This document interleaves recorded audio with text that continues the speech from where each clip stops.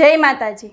જો આ ત્રણ ગ્રહો તમારી જન્મકુંડળીમાં યોગ્ય સ્થાન પર ન હોય તો તમને કેવા પરિણામોનો સામનો કરવો પડે છે, ચાલો એ જાણીએ। એ પહેલા આ વિડીયોને લાઈક કરી દેજો।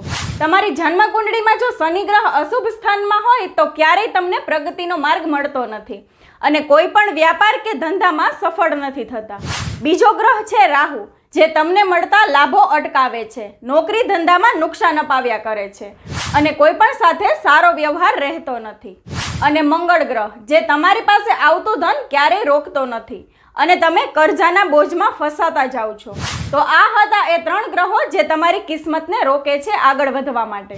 તો તમારી જન્મકુંડળી જોઈ લો અને આ ગ્રહો યોગ્ય ફળ માટે ઉપાય કરવો જરૂરી છે। તો તમારી જન્મકુંડળીના આધારે તમારા કયો ગ્રહોને ઠીક કરી શકાય છે અને પ્રગતિના માર્ગ ખોલી શકે છે એ જાણવું ખૂબ જ જરૂરી છે। તો આ વિડીયોને શેર કરવાનું ભૂલતા નહીં। જય માતાજી।